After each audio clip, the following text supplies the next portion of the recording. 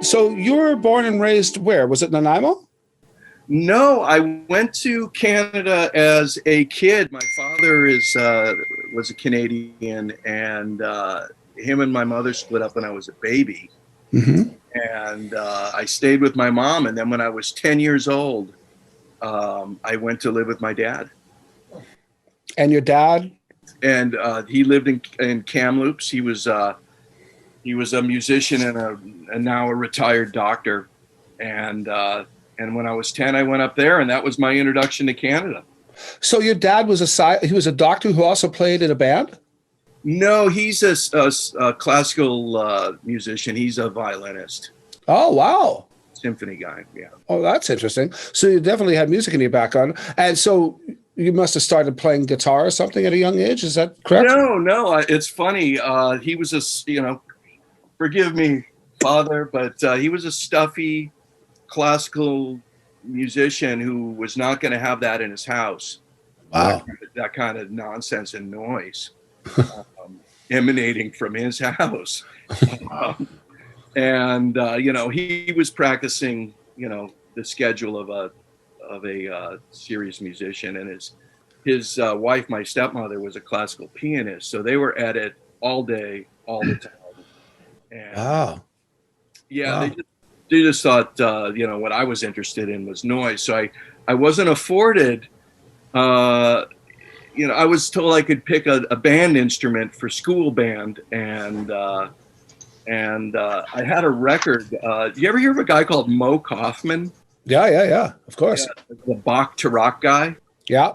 There was a record that somebody had in the house of that guy, and I thought it was pretty cool. So I took flute because it was super small and light. My stepbrother had French horn, which was super heavy. Right. So I took flute, and I was the only boy in the all-girl flute section, so that was a plus. Hey, Scott on our panel has a question. What's that? Hey, Jim. So if your folks or your dad and stepmom were classically trained and all that, did they not consider the other realms of music or worthy, or like at what point did they sort of say, wow, Jim's actually finally cued into something that's really kind of worthwhile? Never.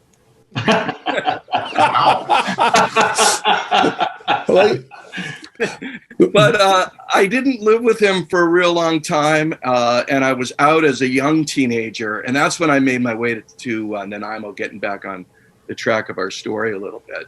Okay. It was originally when I was 10, I came to Kamloops, where my father worked at the hospital there, and then shortly thereafter, I was in Nanaimo. I have an older sister who married a guy in the Neuse Bay, and they had a small farm there in the Neuse Bay. And I was a teenager having a tough time, and my older sister said, "Hey, come live with us." So I did, and that's when I entered the business, when I got to Vancouver Island and Nanaimo. So who'd you work with first?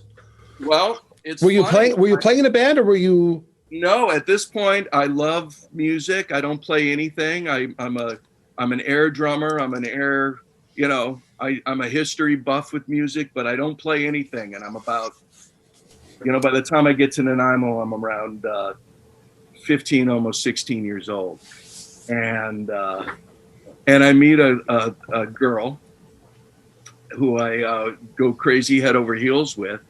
And when I get to Nanaimo, and her older sister was dating a guy who and that guy was Rob Becker. Okay. And Rob had a band, a professional band that had a truck and lights and sound equipment and a crew, and they played a lot. Do you remember the name of that band? Windjammer.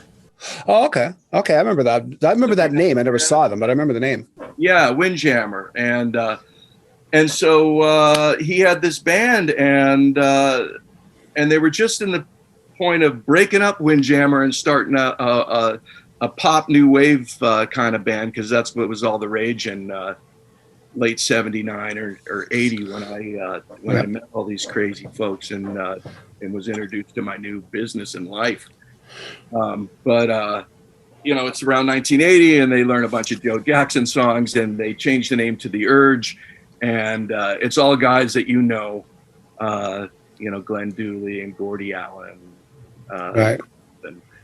And we hit the road, and I was a underage kid with a fake ID and kind of a runaway almost, and nowhere to really turn. And I just kind of it became my career, but it also became my bros and my family. I didn't really have anything else. Yeah, it's like a carny lifestyle. It's a carny lifestyle, and and you're out there with a bunch of brothers, and you're all in the same boat. Yeah, if you're not sleeping in a hotel, you're sleeping in the back of a truck or a van. Yeah, wherever you had to go, and it seemed all fine. Yeah. At that point, nobody was really worried about it. We were all just living and having a good time. Hey, thanks for joining us. Check out our other vignettes and full episodes from a wide variety of guests for more great content. Please like, share, and subscribe, and become a member at SocialNRGPresents.com to access premium content and earn valuable energy points just for watching.